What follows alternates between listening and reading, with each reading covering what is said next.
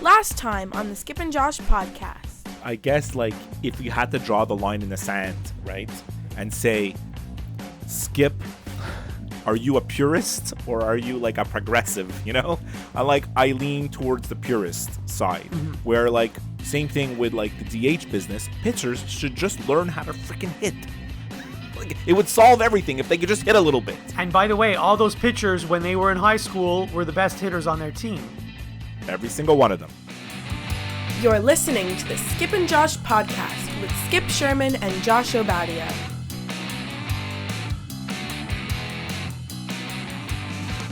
I'm Josh in Toronto. And I'm Skip in Montreal. In today's episode, Wayne Gretzky's goal record, A huge baseball trade. and the Codebreaker. But first, a Super Bowl recap. Okay, Skip, so it's been a week since we spoke, and I feel like the Super Bowl was eons ago, because I've heard so much post-Super Bowl news in the last week, but we haven't talked about it, so I guess we need to talk about it. I don't want to spend hours on it, but let's just talk about the Super Bowl. I actually had the exact same feeling. Like, the Super Bowl's, I texted you this week saying I have a huge list of topics, and the Super Bowl is almost like a little asterisk, like, oh yeah, we better talk about the Super Bowl. And because there's a lot of stuff that happened during the week, but yes, let's start with the Super Bowl. How did you like the game? So I actually liked the game. It was an exciting game. There were lead changes, several lead changes. So it wasn't like other games where in the first quarter you knew who was going to win the game. It wasn't like that at all. It was also much better than last year's game, which I think only had one touchdown and that didn't happen until the fourth quarter. So at least there was some scoring in this game. Not as much as that Philadelphia Super Bowl from a few years ago. But still, I thought it was an exciting game. And you know what? Like, what actually happened in the game was exactly what everyone said was going to happen in the game. Like, I'm not saying I predicted this, but everyone thought that, Kansas City, it doesn't matter if they fall behind early because they can come back. And they did. Right. And the other thing that everyone was saying was, is Kansas City going to be able to put up 35 or 50 points like they normally do because they're actually playing against a good defensive team? And they weren't, because they were actually playing against a good defensive team. So really, the game unfolded exactly the way it was supposed to unfold, if you think about it. It's interesting that you said, like, we didn't know who was going to win right after the first quarter. We didn't know who was going to win with 8 minutes to go in the fourth quarter. Exactly, yeah. Right? So that definitely gives it some drama. I was very happy for Andy Reid. I mean, talk about well-deserving. But you're right. The game sort of unfolded. It's interesting to hear the interviews at the end of the game because, like, there's players on the Chiefs defense that they interviewed that were basically saying, like, we couldn't figure out what they were doing in the first half of the game. They threw a lot of different looks at us, and their running game is so complicated. Like, it's not like a straightforward thing to try to devise a defense how to stop their running game. They throw all these different looks, and they had a bunch of reverses, and they got that guy Deebo Samuel in all kinds of different areas of the field, and he said in the second half we started to figure out what they were going to do, and we were able to stop them. And I was thinking, like, did they? or it's hard to know, like, did they stop them, or did the 49ers sort of blow it? And the same question lingered all week. Did the Chiefs win that game, or did the 49ers blow it? And it's not an easy question to answer, because when you're winning by 10 with 9 minutes left, common thinking is you blew it. But I feel like the Chiefs definitely won it. I feel like they deserved it, But I guess you could look at it both ways. I don't think the 49ers blew it. When you look back at that Super Bowl from a few years ago, and again, Kyle Shanahan was involved. He was the offensive coordinator of the Falcons. We talked about it ad nauseum on this show, saying, boy, oh boy, did the Falcons ever blow it, right? All they had to do was run the ball one time. All they had to do was if Matt Ryan doesn't get sacked, they win the game, right? If they run the ball one more time, they win the game. And you can't say that about the 49ers this time, because I feel the 49ers did what the 49ers always do. It's just the Chiefs had all the answers. So, but there's a big difference between that Atlanta Super Bowl and this one. First of all, I think Atlanta had a 25-point lead. Yeah, no, they did, yes. This was only a 10-point lead. A 10-point lead is nothing, especially for the Chiefs. Oh, for sure. And I don't think the Niners blew it. I think the Chiefs actually just won the game. Yeah, yeah. But I mean, Mahomes didn't have a great game, but Well, he had no. a great fourth quarter. I was going to mention that. I have on my notes here that I don't think he should have been the MVP of the game because, first of all, he threw 2 interceptions. Secondly, even before their comeback, if you noticed, he was underthrowing passes and overthrowing passes. Like, he wasn't accurate. I don't think he should have been the MVP of the game. I don't know who I would give it to. Maybe the Chiefs running back. I don't know, but I don't think he should have been MVP. I think it was like, oh, let's just give it to the quarterback, you know? Yeah, I think it should have been Damian Williams, the running back. Got a couple of touchdowns. I think you could have easily given it to him. And people would have said, yeah, that makes sense. But you know how it goes. The MVP, it's a subjective little vote, and the quarterbacks always tend to get the vote, right? I mean, certainly, like, he didn't even look like the same Pat Mahomes, actually, for most of the game as he did the last few weeks. I mean, obviously, this is 3 weeks in a row that they had a comeback, where they trailed, and they came back, right? It looked like they were going to lose to Houston. It looked like they were going to lose to Tennessee. And then again, it looked like, well, maybe they were going to lose to San Francisco. And every time Mahomes led them back, he looked superhuman, right? Like, he's able to scramble around. He's able to do all kinds of stuff. The way he throws is unreal, all different angles, and he always throws bullet passes. But his throws actually didn't look like the normal Mahomes. I think, you remember in the first quarter, he took a huge hit at the 5-yard line and the ball flew out of bounds. I think he was affected by that. That was the first quarter. I thought that was in the second half. Oh, anyways, I don't remember. No, there was 2 times. I remember it happening, there was 2, but I thought it was later in the game. Okay, no, but he took 2 big hits, but one I think was earlier on in the game. I could be mixing them up as well. But, you know, look, in the end, the Chiefs did it. And wow, they have a great team, and they're actually a young team. So I know it's cliche to say that we'll see them in the Super Bowl again, but I wouldn't be surprised because when you look at the AFC, Patriots are not getting any better, right? Who really scares you in the AFC Baltimore. For years to come? Baltimore. Yes, Baltimore. That could be... Could Mahomes, Lamar Jackson be the next Brady Manning? You know, like... Well, so much can happen, and you know it's so hard to repeat. Like, other than the Patriots, no team has repeated, I don't think, in the last, 10, 20 years? So something's going to happen, and the Chiefs won't win the Super Bowl next year. I don't know what it is, but something's going to happen. They're not going to win next year. Yeah, off the top of my head, other than the Patriots, I think it's probably like the Dallas Cowboys. That's in the 90s. Eons ago. Yeah. So I may be completely wrong. Someone will undoubtedly correct me, listener, but yeah. 2 plays I want to talk about. That 40-yard pass that Mahomes threw in the fourth quarter. So even though that was a great play, Mahomes underthrew that pass as well. Like, Tyreek Hill had to stop and almost come back and catch it. So yet another example of how Mahomes didn't make the right play there, or didn't throw it as well as he should have because he underthrew it. Yeah. Well, I mean, that play has decided the game. I mean, it was 3rd and 15. They had just got called on like a penalty, right? And the Niners stopped them there, and maybe the game's over, and it's 3rd and 15. And of course, they probably go for it on 4th down anyway, so it's hard to say. But on that 3rd and 15, then he completes a 40-yard pass. That's the game. That's the game. The other play I want to talk about, actually 2 more plays. Sorry, I said 2, but it's 3. The other play I want to talk about is the touchdown where the Chiefs guy, he just basically touches that orange cone with the football. I don't even think he touched the cone. I think he just tried to tuck it inside, but yeah. Right, whatever. So let's assume that they called the play correctly, which we can debate that for hours, but I don't want to. Mm-hmm. I've been saying for years that it's a bad rule. Like, whether they called it correctly or not, I don't care. But it's a bad rule. The rule should be changed. And this is what bugs me about football. Like, the guy, and this happens every week, so it's not like it's the first time it's ever happened. The guy was never in the end zone. Yeah. And they call it a touchdown. It's very frustrating to me.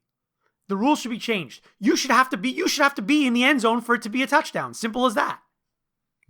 But the rule is the ball was in the end zone. That's the rule. I the know, rule is the but ball I'm saying it's a bad rule and it should be changed. I don't like the rule. Because if you think about it, let's take a look at a different kind of play. A play where a guy is already in the end zone waiting for the ball, right? So he's in the end zone. The ball is thrown high up in the air. He has to jump to catch it. So he jumps. He's in midair. He catches the ball. Yeah. he has to catch it and he has to land in the end zone for it to be a touchdown. Because if he catches it and he's pushed out before he lands, it's not a touchdown. But you're comparing apples and oranges because there's separate rules. And I know your answer is going to be it's a bad rule, but the rules for when you're running the ball and when you're catching the ball are two separate things. It's not the same. I get it. And I know how stupid that is, but it's just not the same. But in the second example I just gave you where he has to jump and land, 3 things have to happen. 1, he has to catch the ball. 2, he has to land in the end zone. And 3, he has to be across the goal line. So 3 things have to happen. On the one where the guy just touches the cone with the football, only 2 of those 3 things actually happened, not the third. He never was in the end zone. So it's just, to me, it's a bad rule. They make it too easy for you to score a touchdown. It's just, they make it too easy. It was an interesting play because if they call that back and then it's 4th and goal from the 1 where his foot went out of bounds, right? Mm-hmm. What do they do? Like that would have changed the game because the Chiefs were down by 3. So does Andy Reid, do they kick the field goal and tie the game, or do they go for it and try to win the game? And what if they don't get it? Then like the game sort of hinged on that play and the play that I told you before, the 3rd and 15. But even at that point, and the next play that you're going to talk about, which is the offensive pass interference. No, I'm not going to talk about that one. At that point, when let's say they called it back and they didn't call it a touchdown, there was still enough time left in the game that they knew they were going to get the ball back at least one more time. So he could have easily just gone for the field goal to tie it. They probably would have. Like, I think you kind of have to, but it would have just been Andy Reid was going to be in a very, very difficult position to make a very difficult decision, and he didn't have to make it because, they ended up calling it a touchdown. Anyways, can we change the subject to like something else about the Super Bowl? How did you like the commercials? So hold on. I do have to talk about one more play. Okay, one more play, yeah? And I've talked about this many times on our show. Mm-hmm. At the end of the first half, a team has the ball with about a minute left, and rather than run a few plays and try to score, they basically take a knee 3 times and let the clock run out and run to the locker room. And sure enough, the Niners did that in this game where they had the ball at the end of the first half, and they could have maybe scored a field goal or who knows, maybe even a touchdown, but they basically let the clock run out and they didn't even bother trying to score, and they were content with the tie. Kyle Shanahan took a lot of heat for that decision. He should. And every coach who does it should take a lot of heat for that.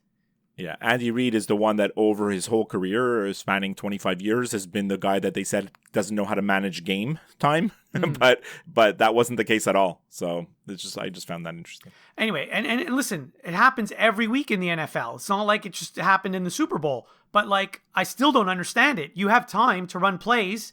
Why don't you try to score? Why are you Why are you in such a hurry to get to halftime? Yeah, I think they felt content to going in with a tie, which is sad. It's not a Super Bowl winning mentality. No, like if you have a 20-point lead, maybe I could understand, okay, we have a 20-point lead, but you didn't. It was a tie game. It was a toss-up. Right. Anyway. Right. So go ahead. No, the commercials, because, I was a bit... Well, I didn't see any of the commercials. No, but we did. I saw a bunch of them. I didn't go online. I only saw No. During the game, I was watching at a friend's house. We were watching on, I guess, I don't know what network it was, but we were getting Canadian commercials because it was all stuff for like Ontario. He had a CTV Ontario feed, I guess, whatever. But like, I did see not all the commercials that I ended up hearing about the next day, but I saw some of them, and I was a bit surprised. Like there were some commercials that I saw. Like I saw the one where the cowboy and Sam Elliott and the rapper, and I saw the one where they all have the Boston accents. Did you see this one with the one with the Boston accent? Yes, because what happened? Poppy? I think that's a Hyundai commercial, and Hyundai Hyundai Canada just used the Hyundai USA commercial and just put it on their air, which a lot of companies that have offices in both countries do that. But that's what I'm saying. So we did see some of the commercials. So I really liked that Boston commercial. I thought it was great. And when Big Poppy stuck his head out, I was dying. That was my favorite one. But that's technically that's the only one I saw because I didn't see all the others. Like Tony was talking about on his show, all the other commercials. I didn't see any of those. No, 100%. There's so many that I had no clue what he was talking about. But And there's the one, well, you don't care about it, but there's Maisie Williams, the girl from Game of Thrones, was in an Audi commercial, which was actually very good. And if you're a fan of the show, you liked it. You probably didn't even know. You're like, who's this girl driving an Audi? Probably that's what your thought was. I don't remember it. Sorry. Exactly. Yeah, exactly.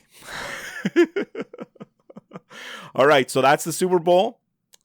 And we're not going to probably have any NFL talk for months. What about the halftime show? Like all this talk about the wardrobe malfunction with Janet Jackson 20 years ago or however long ago it was, and actually that was tame compared to this halftime show. This halftime show was insane. Like, listen, I'm not complaining, but I just thought the NFL was running away from stuff like that. I guess not. I'm gonna read our text messages during the halftime show. Go ahead. I'm gonna read them right now. Well, you asked me what's the name of the song that Shakira was singing, and I wasn't sure.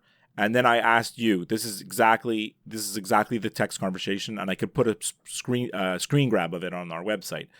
What are the chances that Shakira was actually singing? 10%, and the chance that J-Lo was actually singing 0%. This is me suggesting these to you. And then you wrote back 0 for both. And then you wrote, this halftime show is softcore porn. Well, I mean, she was pole dancing, right?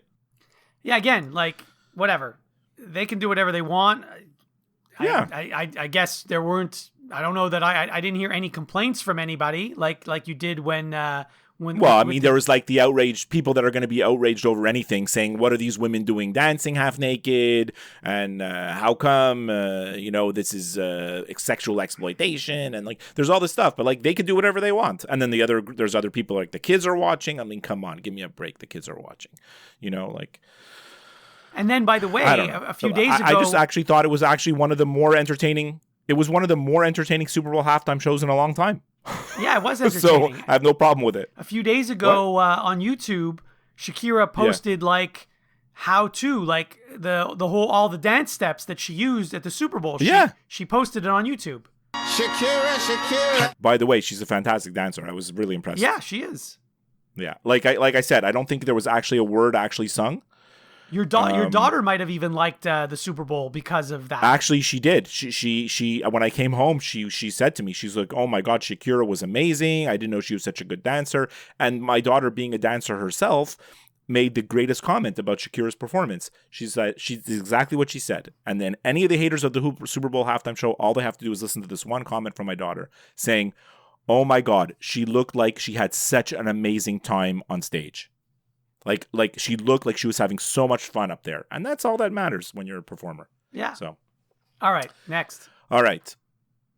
Well, you lead the way unless you want me to lead the way. I mean, I have a couple things, but not like I was going to talk about. Did you hear about this NBA All-Star Celebrity Game? The National Basketball Association. It's a joke. I mean, come on. So they named all the celebrities. I don't even know any of the people. I don't know any of them. None. Zero. I thought for sure, like, I'm going to tell you I don't know any of them, and you're going to tell me that you know all of them because you're on social media. I don't know any of them. No. I looked at the list. I think I know like 3. Well, there's Chance the Rapper, who I've heard of. Of course, yeah, I know him.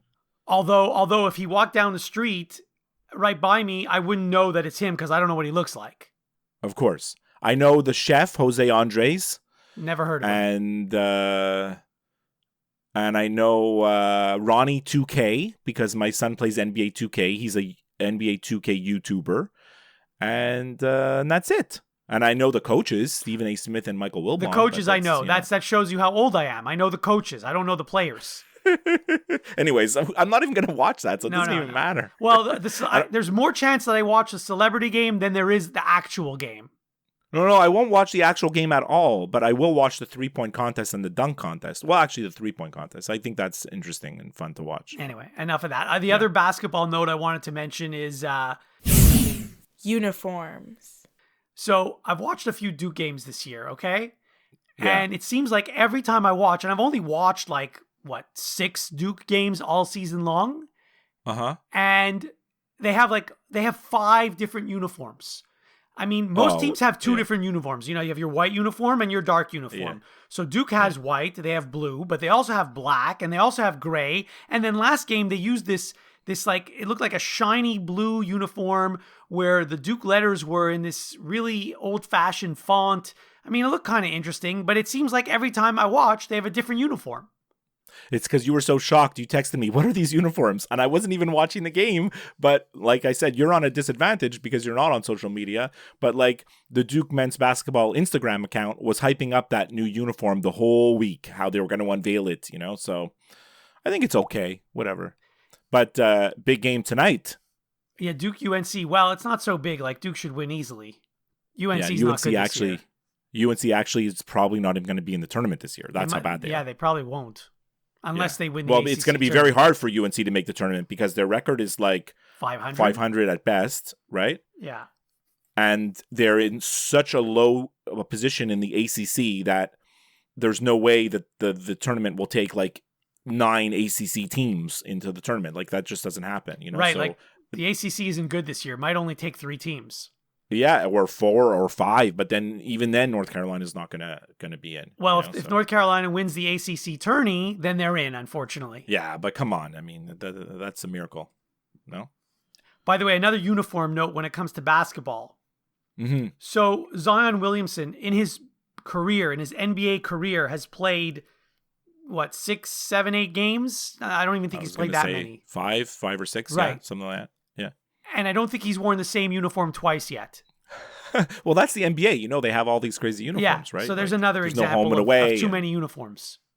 Whatever. We really, you know, I told you that we need like a czar of sports to make the decisions. We do. So there really should be some kind of uniform overlord for all sports, like to like just warn people about bad decisions, you know? And it's actually because it's on the NFL podcast that I listened to from NFL Network. They were talking about it in the last episode saying, so you know, when an NFL team makes a new uniform, they sign like a 5-year contract. And there's a rule in the NFL that once you change your uniform, you cannot change it for 5 years.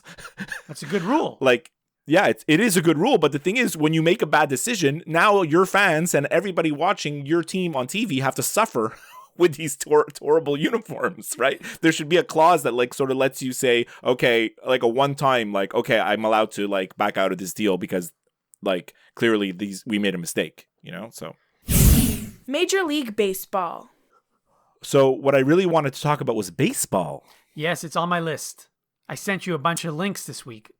You certainly did. I mean, the news that sort of shook the world, I'm still scratching my head. I still don't understand it. Is the Mookie Betts. I just cannot wrap my head around how Mookie Betts is still not on the Red Sox. Like it doesn't make sense in any universe. But you shouldn't be surprised. I know what you're saying, but you've seen this happen in like hockey and basketball all the time, right? No, not exactly though. Where like right? where for example at the trade deadline, a team that knows they're out of it, that thinks they can't re-sign their player, just trades away their best player for a bunch of draft picks at the trade deadline. I know, but this is like a guy with 1 whole year left on his contract. Right, so they could have waited until July to do it. You're right. But they could get more for him now than they would in July. But we're talking about like one of the 5 best players in baseball. No? No, you're right. Listen, so, like, did the Red Sox decide? And I ask you this question all the time when these trades happen. The goal of a team, whatever sport, isn't it to accumulate and acquire as many talented players as you can? This is what's great about sports. This is what the greatest thing about sports is. You play to win the game. Hello? You play to win the game. And when you have one, wouldn't you want to keep that one? Because if you don't, it's hard to get him back or get someone of equivalent value back. So obviously you'd want to keep him, but they know they're not going to be able to re-sign him. Plus, the other thing you're not mentioning, they were able to get rid of David Price along with him. And that's huge because David Price is done and his contract is massive. I get all that. But when you're the Boston Red Sox, you're not an average run-of-the-mill team. You're not the San Diego Padres. You're not the Milwaukee Brewers. You're not like even the Houston Astros. Like you're one of the biggest revenue teams in the league. You can sign anybody you want, right? So like it's either 2 things. They talked to Mookie Betts and they decided he doesn't want to sign here. I don't know how they could come to that determination, because there's still a whole year left where they could fix things and try to repair the relationship or try to get him to sign. I don't know what. Or they've decided, we do not want to pay him what Mike Trout is making and Arenado and Bryce Harper. We don't want to give him one of these bajillion-dollar contracts. And I can get that. I can understand that. But like, if you're not willing to give one of those bajillion-dollar contracts, then you're like, what's the point of being the Boston Red Sox, right? Like, that's what you should be doing. That's what you do. You go and get the best guys, you know, because now all their fans are going to be like, this season is a wash now. They're out of it. They're done this year. So it's the second thing. It's that they don't want to give him that huge contract because he's already said that he's going to ask for a $400 million contract. Yeah. So it's actually going to be bigger than Mike Trout's contract. And so the Red Sox said about a year ago, even before all this talk started, they said that they wanted to lower their payroll. That was one of their goals. So if one of their goals is to lower their payroll, and this guy's saying he wants a $400 million contract, then this was inevitable. And by the way, if you look at all the big signings like Manny Machado and Bryce Harper and Mike Trout, those teams have done nothing. Like, it hasn't worked for them. You're absolutely right. So tying up all, or not all, but let's say, I don't know, 50% of your payroll into one guy, or even 25% of your payroll into one guy, that doesn't work, because what do you have left for the rest of your roster? I mean, I understand what they're doing, and if I was an executive, I would probably like and probably share the Red Sox philosophy, but I'm looking at it from like a fan's perspective, where, you know, we're the Boston Red Sox. We should be outspending people. We should get whatever players we want. We should be able to assemble the best team, like the New York Yankees were. And if you're a Red Sox fan, this season's a wash, and it's hard to accept that they're gonna sort of rebuild, you know. But if history teaches us anything, is that the Red Sox will rebuild and they'll come out stronger. But if you're not willing to spend big bucks on a player, that's difficult, you know. So difficult to swallow. So this season is probably a wash. You're probably right, but they did just win the World Series not that long ago, so they're playing with house money for a couple years. Yeah. And I don't know. I mean, apparently the players they got back, they're young, they're good, whatever. Who knows? We'll see. I do think the Red Sox will be good again. Maybe not next year, maybe the year after. Who knows? Yeah. I don't think the players they got back are actually of any consequence at all. I don't think they are. I think they're just... Who knows? But one like thing... you said, it was all about salary. Right. And I mean, if you're asking me today on, what is it, February 8th, it looks like it should be Yankees-Dodgers World Series. I mean, who else really has a chance? Well, I mean, the Dodgers, I'll tell you who has a chance, but like the Dodgers have to be the enormous favorite to win the World Series. Like they just have to be. No? They've been there already the last 3 years. Sorry, 2 of the last 3 years.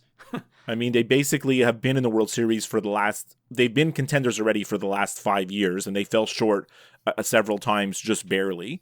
And now they've got Mookie Betts. Like, what the hell? You know, like holy smokes. So the other team that actually looks interesting, and I know they're touted every year, is the Angels. Yes, the Angels have improved their roster. There's no question. Yeah, I mean, look, they got Rendon. They already had Trout. Now, because of the Mookie deal, the Angels were able to get Jock Peterson. I'm not a fan of Jock Peterson, but he's a somewhat productive player. He's an upgrade from what they had. Look like, yeah, exactly. The Angels do look like sort of a dangerous offensive team anyways. But yeah, I mean, the Yankees had a murderer's row lineup, and now they added Garrett Cole. So I think the East is theirs, unless your darling, your favorite, maybe Tampa can make some noise. But even then, you know how it is for teams like Tampa. We lived it our whole lives as Expos fans. Things have to break exactly right. You know, they don't have the same margin of error that the teams with big salaries have. You know, everything has to go right for Tampa to really contend. Plus, Tampa doesn't have Travis d'Arnaud anymore, who was hitting cleanup for them last year, if I recall. He was. Yes, he was. So they lost their cleanup hitter. That's going to hurt. Yeah, sure. The other big story here, anyways, and I still don't understand how it's a story, is this business about the Rays playing half their season in Montreal. Yeah, so we talked about on this show, I think 2 months ago, that the story was dead, that someone came out and said, no, it's not going to happen. They're not going to share the team, which, I mean, I could have told you that when the story came out on day one. And now apparently it's resurfaced that a lot of people think it's a great idea for the two cities to share a team. Whatever. Well, I'll believe it when I see it. This whole story came out. Yeah, this whole story came out because Rob Manfred made some comments this week, and I don't know if he actually came out ready to say it or if he was asked about it, so he commented. But like he said, people believe that the two-city alternative is the most viable option, and he says he's impressed by the energy devoted to the project, and he says, I am 100% convinced, and more importantly, the owners have been convinced by Rays owner Stu Steinberg that this is the best way to keep Major League Baseball in Tampa. I don't understand how playing half your games in another city is the best way to keep baseball in Tampa, but I mean, the other thing is this whole deal is contingent on there being a stadium to play in Montreal, which there is not one. Well, not just that, they have to build a new stadium in Tampa also, so you need two new stadiums. It was always the most far-fetched idea, and like I don't understand how there's traction. Now, of course, do I want to see baseball in Montreal? Of course I do. Do I want the Expos to come back? Of course I do. This wouldn't necessarily be the Expos, but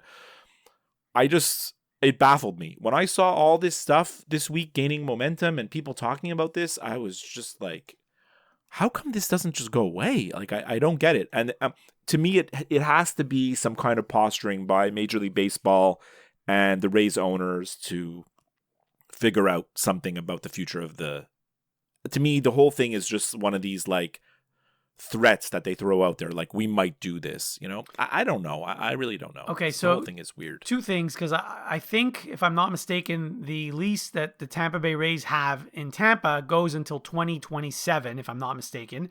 And the mayor in Tampa... You are correct. I looked that up this morning. And the mayor in Tampa has said that he's going to hold them to that. So you can threaten to leave all you want, but they can't leave. And if they do, you know, if they just sort of break their contract and leave, then the penalty that they have to pay is astronomical. So you can threaten all you want, but really the Rays have no leg to stand on because they have a contract that they have to honor.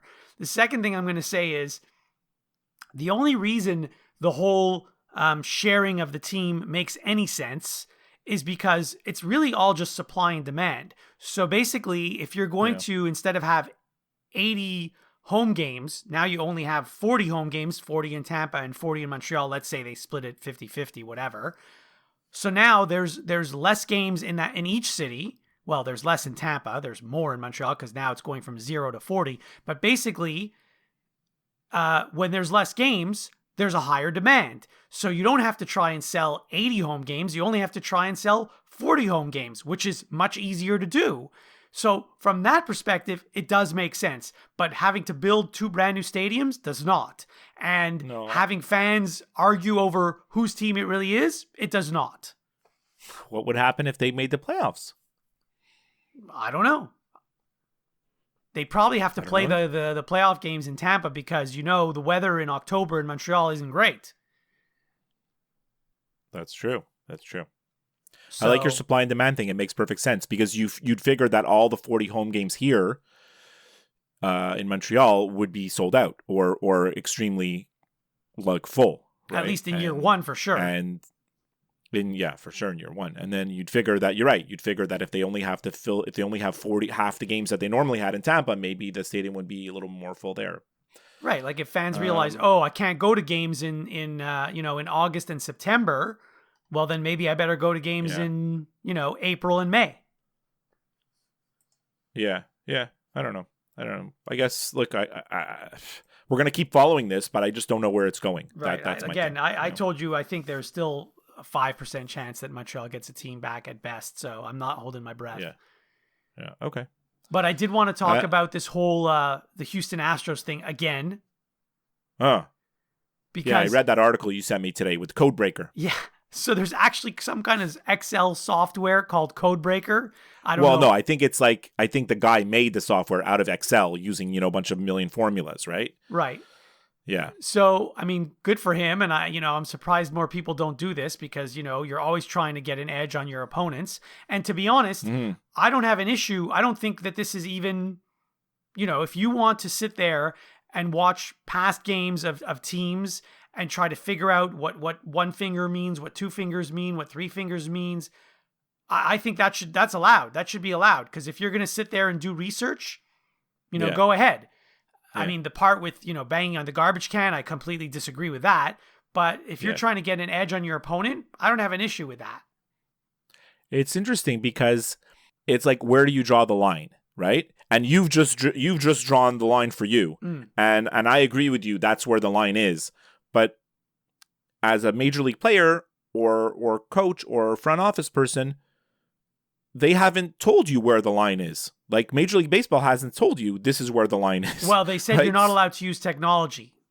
Yeah. Oh, you're not allowed to use technology. So isn't the Excel spreadsheet technology? See, I don't think so because the way I understand it is they're watching a game that's like from yesterday or last week or last month or whatever. I agree with you. So it's not like they're doing anything in real time. You're allowed to go back and watch film from a previous game. I mean, every athlete, they use technology all the time. There's technology used all the time to define all the analytics. They see where people are in the field. How do you think they figure out the BABIP and all this exit velocity and or the shift that they put on players. Yeah, all that stuff. Yeah, because they look at where a batter hits the ball most of the time, and that's how they decide whether to put a shift on or not. Yeah, look, it's more.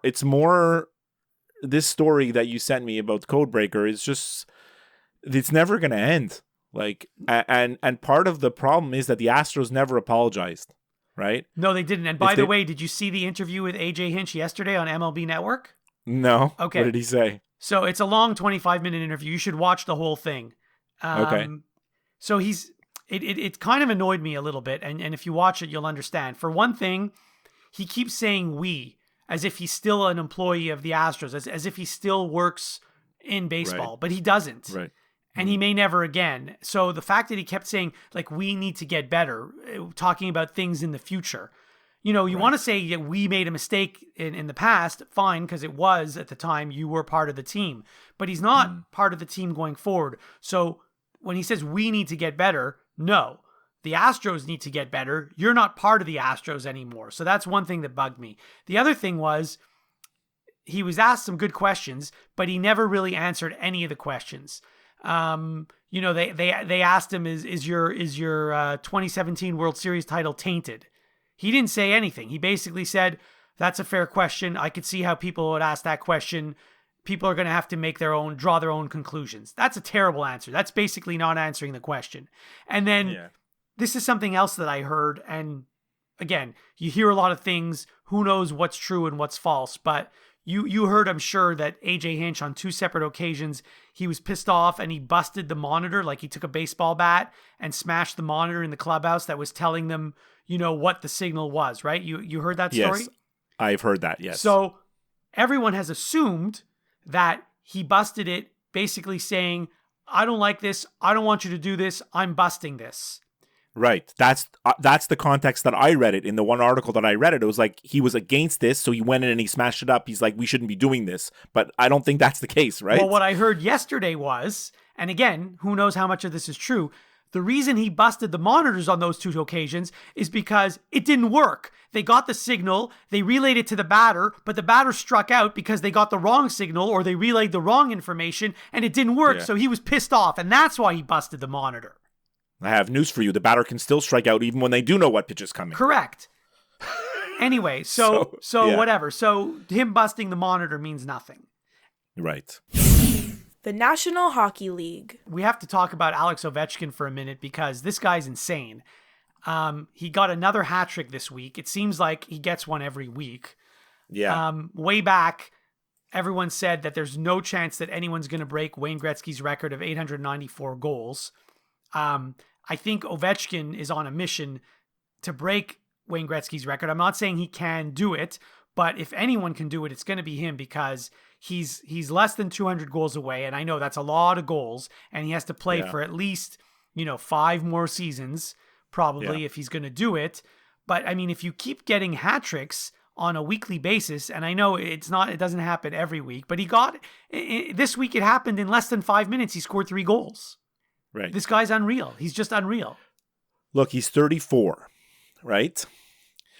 So can he score 40 goals a season for 5 more years? It seems realistic, don't you think? It does, but what's probably going to happen is like that 5th year, or maybe even the 4th year, he's going to go down to 30 a year, so... Yeah. I mean, we don't know. We don't know, like, 34-year-old Ovechkin certainly looks great, but 38-year-old Ovechkin, is he going to be this good? He won't. But the fact is, I didn't think 34-year-old Ovechkin would be this good. The fact that, look, I had this whole conversation with my son this week. I wish you would have been there. I should have called you and put you on speakerphone, and we could have had it. I mean, let me just hold on. Before you tell me about your conversation, in the last 6 games, he has 3 hat tricks. Yeah, I know. He's insane. And there was one game where, like, he scored the hat trick just in the 3rd period, right? Yeah, that's the one where it happened in less than 5 minutes. I know. He's an incredible goal scorer. And tell me about your conversation with your son. Well, like, my son asked me, like, do you think the same questions that we just went over, like, do you think he can break Gretzky's record? And then Matthew was like, he goes, I don't understand. This is what he asked me. He's like, how come Wayne Gretzky was so good? Because look, I and you, we lived through the Gretzky era. I watched every game, like, we followed hockey for every season of Wayne Gretzky's career, right? Mm-hmm. And he asked me straight out, because when you look at Gretzky's stats, they're absurd, right? Mm-hmm. Like, he's 1,000 points ahead of the next person. Okay? Yeah. He's 1,000 points ahead of Gordie Howe. He's 1,000 points ahead of the number 2 on the list. 1,000 points is a Hall of Fame career. Mm-hmm. Okay? So, in many cases. So, did you tell your son, by the way, did you tell your son that when we did hockey pools, you had to decide if you wanted Wayne Gretzky goals or Wayne Gretzky assists? You couldn't have all of them? Yeah, well, Wayne Gretzky assists was you had to take him, because Wayne Gretzky assists was still getting more points than most players. Right. But the fact is that there were 2 Wayne Gretzkys in all our pools. Yeah. So he asked me, he was like, why was Gretzky so good? And why was Gretzky like, and it's hard to put it into words, right? Because when you see how Alex Ovechkin scores goals, like, Alex Ovechkin is power, right? Mm-hmm. He is an incredible shooter. Like, so you say, you look at a guy like Brett Hull, you're like, a guy like Alex Ovechkin has a shot like Brett Hull, but he has a power of the most powerful power forward that you've ever seen. And the younger Ovechkin was also an incredible skater with a mean streak, right? Like, so you say all that, and then you're like, man, but Gretzky is still 200 goals ahead of him. So what made Gretzky such an incredible goal scorer, where he scored 92 goals in a season, and he scored 70 plus goals multiple times? And you can't, the thing about Gretzky is you can never put your finger on what made him so great, other than he was just the greatest, right? Like, there wasn't, people always say, oh, Mario Lemieux was a better player than Wayne Gretzky. Let's put that argument aside. The reason why people think that is because Mario Lemieux was gigantic. He had unbelievable skills. He had a combination of skills, skating, and size that was unprecedented in the league, maybe to this day. So when you watch him play, you're like, your eyes could tell you why Mario Lemieux was so great, right? Mm-hmm. You saw him and you're like, yeah, that's an incredible beast. Same thing with Ovechkin. But your eyes could never tell you that about Gretzky, other than that he would just score 5 points a game, right? So here's what I'm going to say. First of all, except for this season, this current season, and last year. So you take away this year and last year. Yeah. The era that Ovechkin has played in is much lower scoring than the era that Wayne Gretzky 100%. played. 100%. And this is the one thing that I told Matthew. It's like, so that's one advantage that Gretzky had that Ovechkin does not have. You can't even compare eras, because you don't even know how many goals Ovechkin would score if he played in the 80s. He could have scored 150. Right. So anyway, so Wayne Gretzky had a large advantage. I mean, this year and the last season and a half, the NHL has started to open things up and there's more goals. But other than that, in Ovechkin's career, it's been a low scoring league for the most part. But think about the 80s, right? Think about the 80s when Gretzky played. When Gretzky was scoring 92 goals, there was probably 10. We can go back. There was probably 10, maybe 15 players that would score 50 goals a season. Right. Now there aren't any sometimes. Right. And that's just 50. Never mind 60 plus, right? Like that there was sometimes. Correct. Like Jari Kurri was scoring 70 goals. One reason why that's one reason that answers one of your son's questions. That's one reason why Gretzky was able to rack up so many points. Yeah. Plus, the other thing was, back then when Gretzky was playing, you could keep a dynasty team together for like 5 years, like the Oilers were. Yeah. You can't really do that this day and age with the salary cap. So even the Capitals, even though they won a Stanley Cup and they do have a good roster and they're still a good team, they've had to unload some good players over the years. So they're not a dynasty. There is no dynasty. That doesn't happen anymore. You're 100% true. And one of the things that I told Matthew about the Oilers of that era is that they were so loaded. Like they were so loaded, right? That like, so Gretzky always played with Kurri, right? Mm-hmm. Whatever left wing they put on that line, that guy scored 40 goals. Yeah. Doesn't matter who they put. That guy, a guy who scored 10 goals a year before would become a 30-goal scorer. If you were a 20-goal scorer before, you were a 40-goal scorer. Yeah. Like the Mike Krushelnyski, right? Mm-hmm. Guy was a solid NHL player, 20 goals, right? Mm-hmm. All of a sudden, they put him on Gretzky's line, 40 goals, right? Yeah. And there's so many examples of that. And then when you think about the Oilers, like you're talking about a dynasty, right? So think about it. You have Gretzky and Kurri, and whoever, Gretzky, Kurri, and player X, that's your line one, right? Mm-hmm. Now you have Mark Messier, that's your second center. Yeah. Okay, so think about that, right? So, yeah, and then, anyways, it's very hard to compare eras. And would I love to see Ovechkin break Gretzky's goal record? 100%. And I bet you Gretzky would be thrilled too. Records are made to be broken. I'm not sure. I'm not sure if Gretzky would be thrilled. I'm not sure. I know you're right. I don't know if he'll be thrilled, but he's gonna have to respect it. I could see Gretzky coming out of retirement to play a few games to just try get a few goals if he needed to. That would be hysterical. All right, I think we should have a whole show about like Wayne Gretzky, Mario Lemieux records, the eras. Like we can talk about that for an hour. Yeah, I think. Yeah. Before we sign off, remember, you can listen and subscribe to new and archived episodes of the Skip and Josh podcast wherever you listen to podcasts, including Apple Podcasts, Stitcher, Google Play, iHeartRadio, and of course, Spotify. If you listen to the show through Apple Podcasts, please leave us a review. We would love to hear from you via email, skipandjoshshow@gmail.com, via Twitter @skipandjosh, or by liking and following our Facebook page. As always, you can get all the links to everything I just talked about on our website, skipandjosh.com. We leave you with this. All right, so what do you want to end the show with, Josh? So I don't know if you want to talk about this, but I understand your son had a birthday and went to the casino for the first time. So I see that you're getting him well versed in the gambling domain. Well, which we talk about on this show all the time. It's funny because he said he's going to the casino, and I just said, look, I said a word of advice from me, a guy who's been to his share of casinos.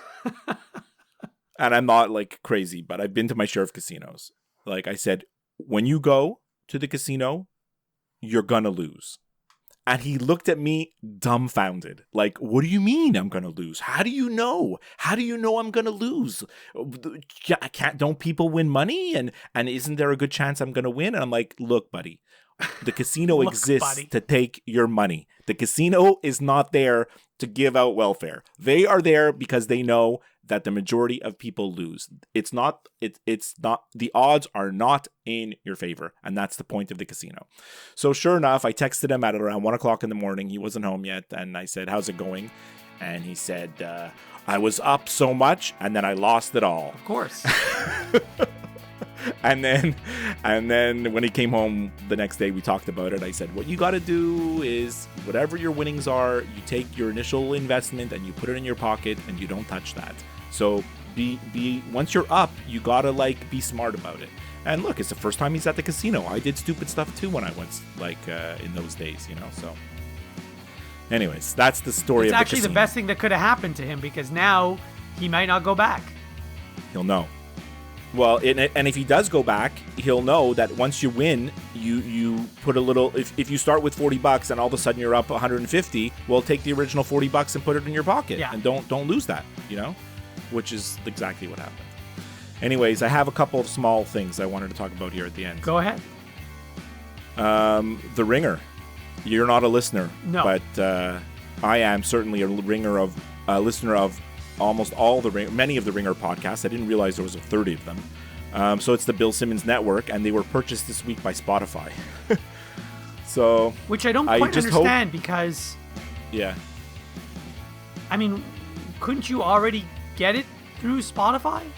Yes, and you're looking at it as a listener, like how I am, where you could already get it by Spotify and you could already listen on other platforms. But think about it as a business. Bill Simmons has supposedly 100 million downloads per month on the Ringer network.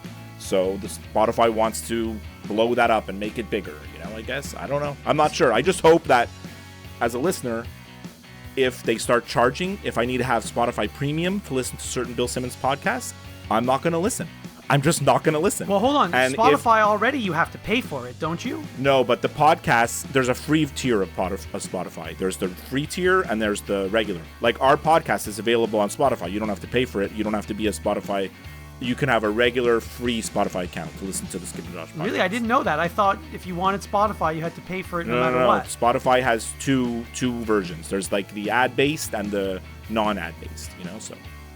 Okay. So all that to say is, if I have to pay for Spotify Premium, I'm not going to listen. If somehow I can only listen to the Ringer podcast only on Spotify, I'm probably not going to listen because I like to listen how I listen.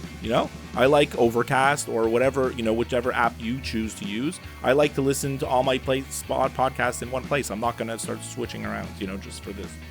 So I don't know. We'll just watch out for that. Here's my next question then. I mean, you're saying if they put it on the premium thing and you have to pay for it, well, why wouldn't they? They don't have a choice. I mean, they have a choice, but like, why would they go and spend all this money to buy this product and then not charge you a premium to listen to? Well, no, because they can still put out the podcast for free, which most podcasts are. I think on Spotify, I think they all are. They can, but why would they?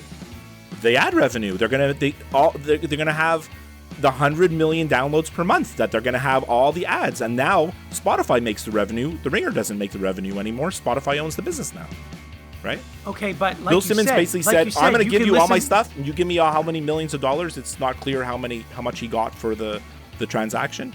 But, he sold his business to another company who's now is going to be making the money, not him. I understand why Bill Simmons would do it. But here's what I don't get. So you just mentioned you can listen to the Ringer podcast through whatever app you want. Yeah. So, but there's still ads. There's still ads in the Ringer podcast. There's tons of ads.